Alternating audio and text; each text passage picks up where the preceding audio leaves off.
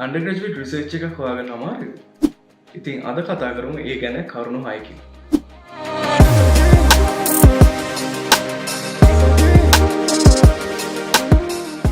ඇයි අපිට undergraduate research එකක් ඕන වෙන්නේ? සාමාන්‍යයෙන් අපි 3rd year එකේ ඉඳලා 4th year එකට ගියාට පස්සේ අපිට අපේ ඩිග්‍රී එක කම්ප්ලීට් කරගන්න අන්ඩර්ග්‍රැජුවේට් රිසර්ච් එකක් ඕන. සාමාන්‍යයෙන් ඒක අන්තිම සෙමෙස්ටර් එකේ තමයි විශ්වවිද්‍යාලවල බලා ගන්න පුළුවන්. ඉතින් ගොඩක් ළමයින්ට තියෙන ප්‍රශ්නයක් තමයි කොහොමද අපි මේ අන්ඩර්ග්‍රැජුවේට් රිසර්ච් ටොපික් එකක් නැත්නම් රිසර්ච් ඒරියා එකක් හොයාගන්න කියන ප්‍රශ්නේ. ඉතින් මම අද කතා කරන්නේ අන්ඩර්ග්‍රැජුවේට් රිසර්ච් ටොපික් එකක් කොහොමද හොයාගන්නේ? ඒකට අවශ්‍ය කරන දේවල් මොනවද කියලා. ඔයාලා අන්ඩර්ග්‍රැජුවේට් රිසර්ච් ටොපික් එකක් හොයාගන්න කලින් ඔයාලට හොයන්න දෙයක් තියෙනවා. ඒ මොකද්ද? ඔයාලා දැනගන්න ඕන ඔයාලගේ යුනිවර්සිටි එක ඔයාලගේ මොනවද බලාපොරොත්තු වෙන්නේ කියලා. මොන වගේ දෙයක්ද ඔයාලගේ යුනිවර්සිටි එක ඔයාලගේ රිසර්ච් එකෙන් බලාපොරොත්තු වෙන්නේ.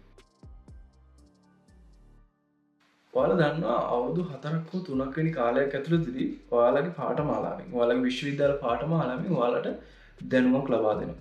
ඔයාලා ලබාගත්ත මේ දැනුම පරීක්ෂා කරන තැනක් තමයි මේ අන්ඩර්ග්‍රැජුවේට් රිසර්ච් එක කියන්නේ. It's payback time. ඉතින් ඔයාලගේ දැනුම විතර ප්‍රමාණවත්ද මේකට? නෑ. දැනුම විතර ප්‍රමාණවත් නෑ. ඔයාලට තව දේවල් ටිකක් ඕන මේ වැඩේ කරගන්න. අපි දන්නවා ඕනම වැඩක් කරද්දී දැනුම විතරක් තිබ්බට මදි. ඒකට ඔයාලට හැකියාවල් ටිකක් ඕන. ඒකට අපි කියනවා ස්කිල්ස් කියලා. knowledge එක ඕන, ස්කිල්ස් ඕන. මොනවද මේ අන්ඩර්ග්‍රැජුවේට් රිසර්ච් එකට ඕන ස්කිල්ස්? රිසර්ච් එකක් කියන්නේ සාමාන්‍යයෙන් මොනවා හරි ප්‍රශ්නයකට ඔයාලා මොකක් හරි උත්තරයක් හොයනවා වගේ සාමාන්‍ය ඩෙෆිනිෂන් එකක් අපිට දෙන්න පුළුවන්. ප්‍රශ්නයක් තියෙනවා ඔයාලා ඒකට උත්තරයක් හොයනවා. නැත්තම් උත්තරයක් හොයන මාර්ගයක් ඔයාලා හොයාගන්න. එතකොට ප්‍රශ්නයකට උත්තරයක් හොයන්න නම් ඔයාලා ළඟ මොකද්ද තියෙන්න ඕන ස්කිල් එක? ඒ ප්‍රශ්නේ ඔයාලට හොයාගන්න හැකියාවක් තියෙන්න ඕන. ඒකට අපි කියනවා problem identification skill කියලා. දෙවෙනි එක. මේ ප්‍රශ්නයක් හොයාගත්තට පස්සේ ඔයාලා ප්‍රශ්නේ විසඳන්නේ කොහොමද? විසඳන්න ඔයාලට මොනවද ඕනේ? ඒකට ඔයාලට පුළුවන් වෙන්න ඕන තර්ක කරන්න. ඒකට අපි කියනවා තර්කානුකූල සිතීමේ හැකියාව කියලා. නැත්නම් අපි කියනවා logical thinking කියලා. ඒ logical thinking skill එක ඔයාලට තියෙන්න ඕන. තුන්වෙනි එක. ඔයාලා තර්කානුකූලව මේ ප්‍රශ්න ගැන බලලා ඒ ප්‍රශ්නේ විසඳගන්න මාර්ගයක් හොයනවා. ඒකට මොනවද ඕනේ? ඔයාලට පරීක්ෂණ කරන්න ඕනේ. පරීක්ෂණය කරලා ඒ දත්ත ඇනලයිස් කරන්න පුළුවන් හැකියාවක් තියෙනවා. ඒකට අපි කියනවා experimenting and analytical skills කියලා. ප්‍රශ්නේ අඳුරගන්නවා වගේ තමයි ප්‍රශ්නේ විසඳන්නත් හැකියාවක් තියෙනවා. ඒකට අපි කියනවා problem solving skills කියලා. හරි. අපි දැන් ප්‍රශ්නේ අඳුරගෙන ඒකට විසඳුමක් හොයන්න මාර්ගයකුත් හොයාගත්තා. ඊට පස්සේ මේ ප්‍රශ්නෙට උත්තරේ අපි අනිත් අයට තේරෙන විදිහට දෙන්න ඕනේ. ඒකට අපි කියනවා interpretational skills කියලා. අන්තිම එක. හැබැයි මේක වැදගත් කාරණාවක්. soft skills. soft skill කියන්නේ මොනවද? මෘදු කුසලතා. අපිට මේක අමතක වෙන තැන. සාමාන්‍ය මෘදු කුසලතාවයක් කියන්නේ අපි පරීක්ෂණයක් කරලා ඒකට උත්තරය හොයාගෙන අපි ඒක අනිත් අයට තේරෙන විදිහට අපි ඒක හදනවා. හැබැයි අපිට අන්තිම දෙයක් මිස් වෙනවා. ඒක තමයි තව කෙනෙක්ට ඒක තේරෙන විදිහට කියන්න. තේරෙන විදිහට පැහැදිලි කරන්න. තව කෙනෙක්ට ඒක සාමාන්‍ය මනුස්සයෙක්ට මේක කියන්න. ඒ කියන්න තියෙන හැකියාව නැත්තම් කමියුනිකේෂන් ස්කිල් එක නැත්තම් ලස්සනට මේක හදන්න තියෙන හැකියාව ලස්සනට මේක පෙන්වන්න තියෙන හැකියාව ඒකට අපි මේ අනිවාර්යයෙන් මේ soft skill ඕන. ඉතින් undergraduate research එකක් කියන්නේ ඔයාලා ගන්න knowledge එකත් මේ skill set එකත් එක්ක එකට එකතු කරලා ඒක විශ්වවිද්‍යාලයට පෙන්වන තැන. ඊළඟ කාරණාවේදී මම පැහැදිලි කරන්නම් මේ රිසර්ච් එකක් කියන්නේ සාමාන්‍යයෙන් ඕනම රිසර්ච් එක මොකක්ද තියෙන පිළිවෙල කියලා. මේකේ පළවෙනි ස්ටෙප් එක තමයි asking a question. ඒ කියන්නේ මොකද්ද? ප්‍රශ්නයක් අහන එක. ඔයාලා රිසර්ච් එකක් පටන් ගන්න නම් ඔයාලට ප්‍රශ්නයක් තියෙන්න ඕන.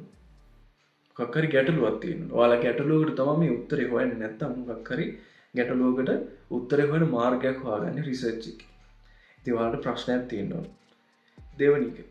ඔයාලා රිසර්ච් එකක් කරන්න අයිඩියා එකක් ආවම ඔයාලා ඊළඟ ස්ටෙප් එක ඉදිරි කරන්න ඕනේ. කලින් කරලා තියෙන රිසර්ච් මොනවද තියෙන්නේ? ඒව කොහොමද කරලා තියෙන්නේ කියලා බලන එක. අපි ඒකට සාමාන්‍යයෙන් කියනවා ලිටරේචර් රිවිව් කියලා. ලිටරේචර් කියන්නේ කලින් පබ්ලිෂ් කරපු තමන්ගේ ෆීල්ඩ් එකට අදාළ පබ්ලිකේෂන්ස්.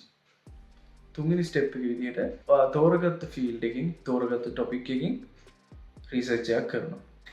අන්තිම කාරණාව තමයි උත්තරයක් හොයන එක. finding an answer. දැන් අපි බලමු මේ undergraduate research එකට කොහොමද ඔයාලා ටොපික් එකක් හොයාගන්නේ කියලා. මේක මම පැහැදිලි කරන්න පාවිච්චි කරනවා කරුණු 6ක්. ඉතින් අපි පළවෙනි කාරණාවට යමු. මෙතනදී මම පළවෙනිට කතා කරන්නේ broad interest එක. broad interest කියන එක සරලවම පැහැදිලි කරොත් ඔයාලගේ පාඨමාලාවේ ඔයාලා විශ්වවිද්‍යාලයේ අධ්‍යයනය කරන පාඨමාලාවේ ඔයාලට තියෙනවා මොකක් හරි ආස කරන ෆීල්ඩ් එකක්. මොකක් හරි ආස කරන සබ්ජෙක්ට් එකක්. ඒක තමයි සරලවම මේ ඔයාලගේ broad interest එක කියලා කියන්නේ. එතන තියෙනවා go through your course modules and identify areas which interests you. ඒ කියන්නේ මොකද්ද? මේක කරන්න තියෙන ප්ලේසිම ක්‍රමය තමයි ඔයාලා විශ්වවිද්‍යාලයේ ඉගෙන ගන්න course modules ගිහිල්ලා follow කරන්න.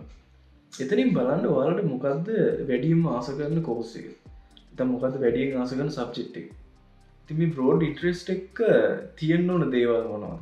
පළවෙනි දේ තමයි ඔයාට attractive වෙන්න ඕන. ඔයාව ආකර්ෂණය වෙන්න ඕන. මොකක් හරි subject එකකට ඔයා විශ්වවිද්‍යාලේ ඉගෙන ගන්න subject එකට ඔයා ගොඩක් ආසයි.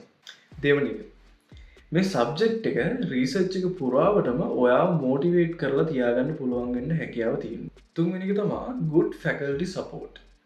මේ broad interest එකට ඔයාලගේ faculty එකේ හොඳ supervisorsලා ඉන්නවා. සමහර රිසර්ච් තියෙනවා ඇත්තටම supervisorsලා හොයාගන්න අමාරු රිසර්ච් තියෙනවා. ඒ කියන්නේ තමන්ගේ faculty එකේ. එහෙම නැතුව මේක පොදුවේ බලුවොත් ඔයාලට good faculty support එකක් නැත්නම් ඔයාලට supervisorsලාගෙන් හොඳ ගයිඩන්ස් එකක් ගන්න පුළුවන් ඒරියාස් ඔයාලා තෝරගන්න තරමට ඔයාලට වාසි. ඒගොල්ලන්ට පුළුවන් ඔයාලට හොඳ ගයිඩන්ස් එකක් දෙන්න. අනිත් එක තමයි ඔයාලට වැඩිදුර අධ්‍යාපනය කරන්න ආසාවක් තියෙනවා. නැත්නම් අපි කියනවා higher studies කරන්න ආසාවක් තියෙනවා. ඒ කියන්නේ masters, PhD වගේ කරන්න ආසාවක් තියෙනවා. ඔයාලා තෝරගන්න ඕනේ ඔයාලගේ අනාගතේ ඔයා කරන්න ආස වෙන ෆීල්ඩ් එකකට ගැලපෙන සබ්ජෙක්ට් එක. මොකද undergraduate research එක කියන්නේ ගොඩක් වැදගත් සම්දිස්ථානය. කාරණාංක 2 refined areas of interest. ඔයාලා කලින් ඔයාලගේ පුළුල් පරාසය නැත්තම් broad interest එක තෝරගත්තා. දැන් අපි යන්නේ මේ පුළුල් පරාසය ඇතුලෙන් මොකක් හරි එක දෙයක් තෝරගන්න. ඒක කරන්න හොඳ ක්‍රමයක් තියෙනවා. ඉතින් ඔයාලගේ විශ්වවිද්‍යාලයේ ඔයාලගේ PT ඔයාලට කලින් හිටපු නැත්තම් pass out වෙච්ච students ලගේ අනිවාර්යයෙන්ම ඔයාලගේ ලයිබ්‍රරි එකක් තියෙනවා thesis. ඒගොල්ලෝ undergraduate research project එක කරලා ඒගොල්ලෝ බාර දුන්න thesis. ඔයාලට පුළුවන් මෙන්න මේ thesis අරගෙන බලන්න. මේ thesis වලින් ඔයාලට ලැබෙන දේ මොකක්ද? thesis වලින් ඔයාලට හොයාගන්න පුළුවන් ඔයාලගේ අදාළ research area එකකින් මොනවද කරලා තියෙන research topics කියලා. research area එකක් කිව්වම ගොඩක් ලොකුයි. ඉතින් මේ research area එකේ මොන කොටස්ද මේගොල්ලෝ තෝරගෙන තියෙන්නේ කියලා මෙතනින් ඔයාලට අඳුරගන්න පුළුවන්. කොහොමද මේ thesis එකක් ඔයාලා review කරගන්නේ? කොහොමද මේක බලන්නේ? මුලින් ඉඳන් අගට මේක කියවනවද? නෑ, එහෙම ඕනේ නෑ. ඉස්සෙල්ලම ඔයාලා කරන්න ඕනේ thesis එක අතර ගත්තාම ඒකේ full title එක සම්පූර්ණ මාතෘකාවම කියවලා බලන්න. මොනවද මේක තියෙන්නේ? මොකද්ද මෙයා ඇත්තටම කරලා තියෙන්නේ? දෙවෙනි එක abstract එක. මම හිතන්නේ ගොඩක් අය මේක දන්නවා. abstract එකක් කියන්නේ ඔයාලගේ මුළු research එකේම සවිස්තරාත්මක summary එකක්. අපි descriptive summary කියන්නේ. ඊළඟට බලන්න ඕන කොටස තමයි introduction එක. මේ introduction එක අපි බලන්න. thesis එකේ introduction එකෙන් අපිට දෙන ප්‍රධානම දේ තමයි ඒ අදාළ thesis topic එක නැත්නම් research topic එකේ background එක පසුබිම. එතෙන්ද ආවේ කොහොමද? ඇයි මේ වගේ දෙයක් තෝරගත්තේ? ඒ වගේ දේවල් හොයාගන්න ලේසිම ක්‍රමය තමයි ඔයාලට introduction chapter එක කියවන එක. introduction එකෙන් පස්සේ අපි පොඩ්ඩක් හොයලා බලන්න ඕන දේ තමයි objectives මොනවද? නැත්නම් මේ research එකේ අරමුණ මොනවද? research එක කරන්න අනිවාර්යෙන් ඔයාලට අරමුණු කීපයක් තියෙන්න ඕන. ඒ objectives නැත්නම් අරමුණු වලින් ඔයාලට තියෙන වැදගත්කම මොකද්ද? එතනින් ඔයාලට හරියටම identify කරගන්න නැත්නම් අඳුර ගන්න පුළුවන් මේ research එකේ කරලා ඉවරනහම එයා බලාපොරොත්තු වෙන දේ මොනවද? ඔයාලට හරියටම අඳුර ගන්න පුළුවන් තැනක් තමයි මේ objectives කියන්නේ. ඊළඟට බලන්න ඕන කොටස conclusion, limitations, future prospects.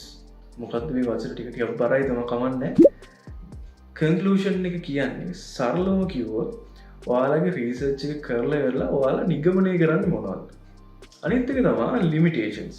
ඉතින් මේ රීසර්ච් එක කරන්න මොනවද ඒගොල්ලන්ට හම්බෙච්ච බාධක, මේක සාර්ථකව කරගන්න පුළුවන් වුණාද නැත්නම් අඩුපාඩු එක්කද මේ රීසර්ච් එක කරේ, ඒ වගේ දේවල් ඔයාලට හොඳටම තේරුම් ගන්න පුළුවන් දෙයක් තමයි ලිමිටේෂන්ස් කියලා පාර්ට් එකක් තියෙනවා.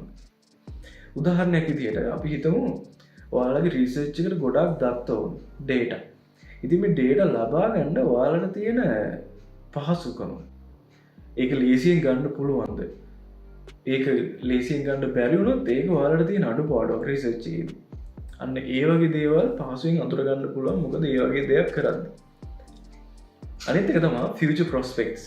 ඒ කියන්නේ ටිකක් බර වචනයක් තමයි. හැබැයි ෆියුචර් ප්‍රොස්පෙක්ට්ස් කියන්නේ මේ රිසර්ච් ඒරියා එකේ අනාගතයේ කරන්න සුදුසු දේවල් මොනවද? අනාගතයේ කරන්න ඕන දේවල් මොනවද? දැනට කරලා නැති මේක වුණා නම් හොඳයි වගේ දේවල් තමයි ෆියුචර් ප්‍රොස්පෙක්ට්ස් කියන කොටසින් තියෙන. ඉතින් ඒකත් හොඳ පොයින්ට් එකක් ඔයාලට මේක කරලා නැහැ මේක කරොත් හොඳයි ඒ වගේ අයිඩියා එකක් ගන්න හොඳ තැනක් තමයි මේ ෆියුචර් ප්‍රොස්පෙක්ට්ස් කියන්නේ. ඉතින් මම උදාහරණයක් කියන්නම්. මේ අපි කතා කරන්නේ දැන් බ්‍රෝඩ් ඉන්ට්‍රෙස්ට් එකක් නැත්නම් පුළුල් පරාසයක තියෙන මාතෘකාවක අපි නැරෝ ඩවුන් කරන එක ඒක ෆෝකස් කරගන්න. මම මේ කියන්නේ මාතෘකාව තමයි waste water treatment technology. ඉතින් එතනින් මම චුට්ටක් ඉස්සරහට ගිහිල්ලා මම බලාපොරොත්තු වෙනවා industrial waste water treatment.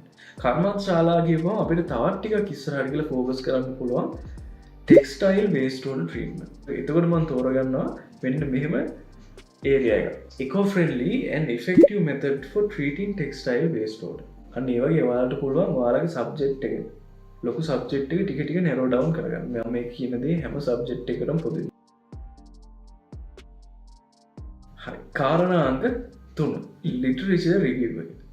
ඉතින් මම ඔයාලට ඉස්සෙල්ලා කිව්වා වගේ literature review එකක් කියන්නේ ඔයාලගේ රිසර්ච් එක කරන්න කලින් අවුරුදු වල publish වෙච්ච research topics.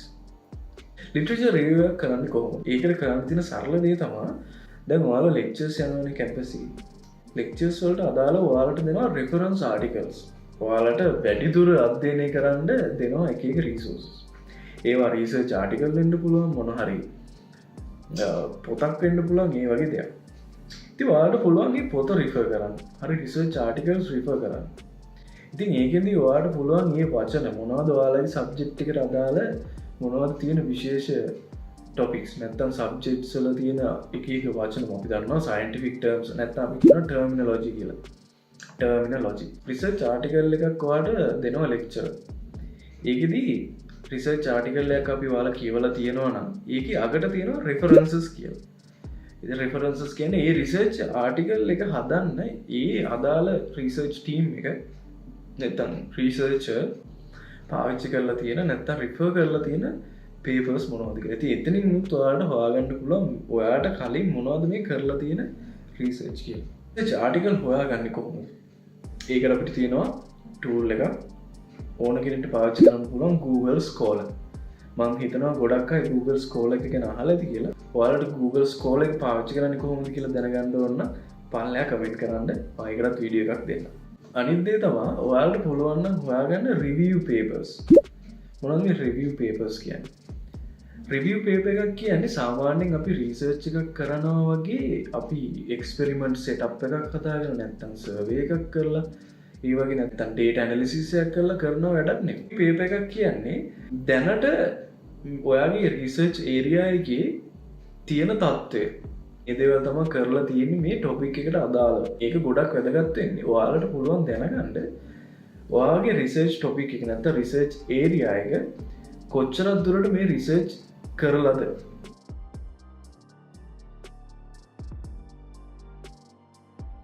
කාරණා අංක 4 identify potential research topics.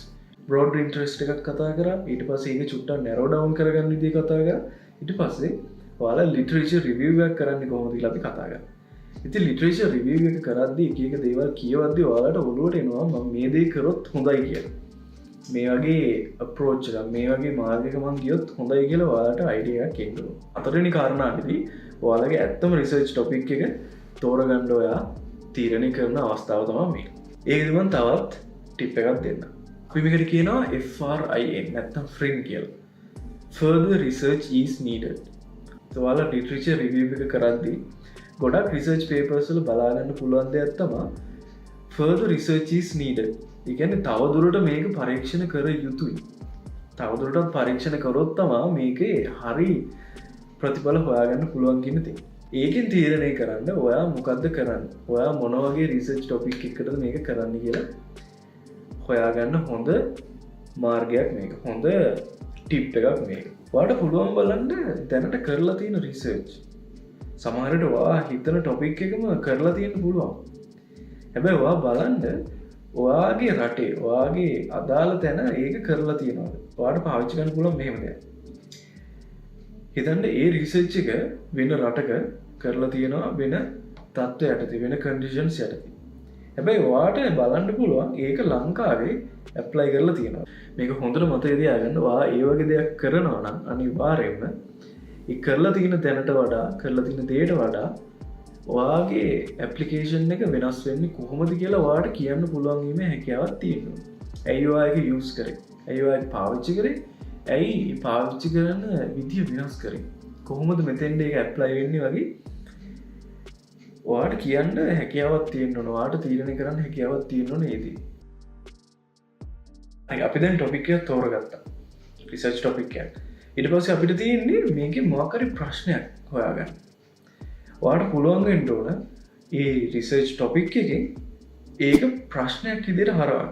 මේක ගොඩක් වැදගත්. මෙතනදී ඔයාලට අනිවාර්යයෙන්ම ඔයාලගේ සුපර්වයිසර්ස්ලාගේ ඔයාලගේ සීනියර් ස්ටාෆ් එකේ ගයිඩන්ස් එක බලාපොරොත්තු වෙන්න වෙනවා. මොකද මෙතනදී ඔයාලට වඩා ගොඩාක් එක්ස්පීරියන්සස් තියෙනවා ඒගොල්ලෝ. ඒගොල්ලන්ට පුළුවන් ඔයාලට මේ ගැන අයිඩියාස් දෙන්න. ඔයා මෙහෙම කරොත් හොඳයි. මේක නැතුව මේ ටොපික් එකම මේ වගේ අප්‍රෝච් එකක් කරනවා නම් හොඳයි.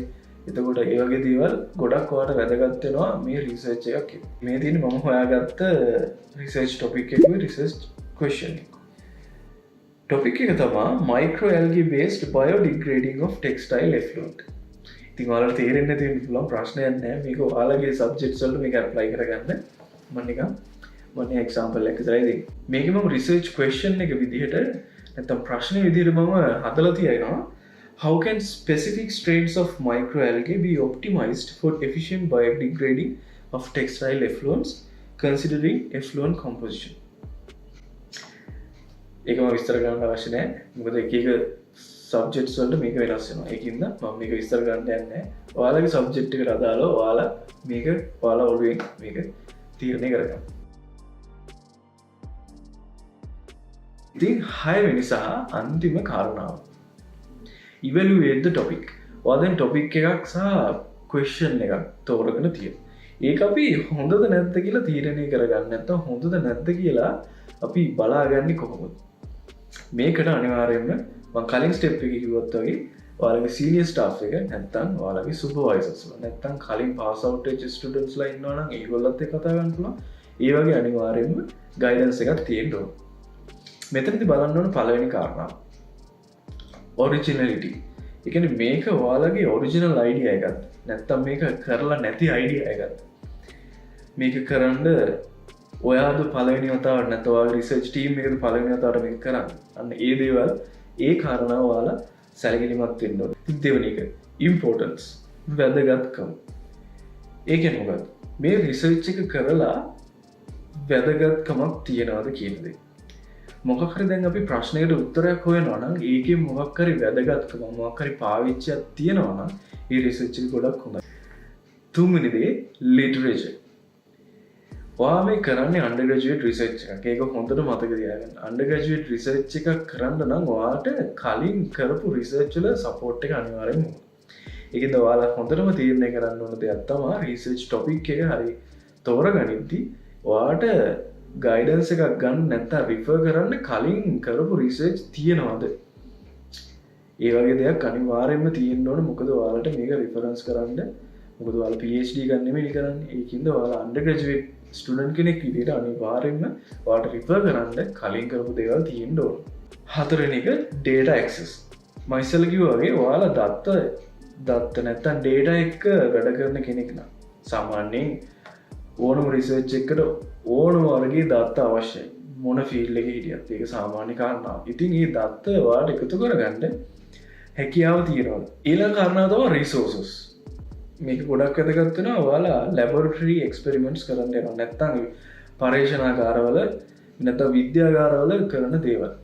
ති මම විශ්වවිද්‍යාල හිට පින්න මම අත්තකු කාරණාවත්තම මේ කෙමිකල්ස් රසායන ද්‍රව්‍ය එතකොට විද්‍යාගාර පහසුකම් එතකොට අපි ඔය ගලාස් යාල්ස් නැත්තන් අනිත් උපකරන ගොඩක් අඩුයි. ඒක හින්දා වාල මේක තේරුම් ගැරම් මේදේ කරගන්න මන්දන්න මේක ටික කමවර කියනවට හැබැයි වාල මේක කරන්න වෙනවා. මේ අන්තිවට කිවට මේක ඔක්කොටම වැදගත්තන කාරණාව පර්සනල් ඇටරක්ෂන්. ඔයාලවා කරන රිසර්ච් එකට ආසාාවෙන් කරන්න වාට හැකියාව තියන්න. වා කරන්න රිසර්ච් එක වාට ආසාාවක් නැත්තම් ඒකින් එන අවුපුට් එකත් ඒකට සමාන පාතික වෙනවා කියලා හොඳට මතති අයන්න. වාලා ආසාාවෙන් දෙයක් කරොත් ඒක හරි ලස්සනට එනවා ආසාාව නැතිවකරොත් ඒ එච්චර සාතකෙන් නැතිවෙන්න පුළුවන්. මහිතන මංගද කියපු කාරණ වාලට ගොඩක් වැදගත්වෙන්න ඇති කියලා. ඉතින් අන්ඩගජිට් ස්ටඩන් කෙනෙක් විදිට වාලට අනිවාර දෙයක්ත්තම අන්ඩගජුවට් රීසච්ච කියන ඉතින් මේක වාලගේ ඩික්‍රීක නැත්තම් පාට මාලාව සම්පූර්ණ කරන්න අනිවාර්ය කොටස. ඉතින් මේක සාර්ථකව කරගන්න එක ඔයාලගේ වගකීම. තව දන්න දේවල් තියෙනවන අනිවාර්යෙන්ම කමෙන්ට් සෙක්ෂන් එක දාන්න මේක දන්නයට ෂයා කරන්න අමතක කරන්න එපා. ඉතින් තවත් වීඩියෝ එකකින් හම්බ වෙනකම් සුබ දවසක්.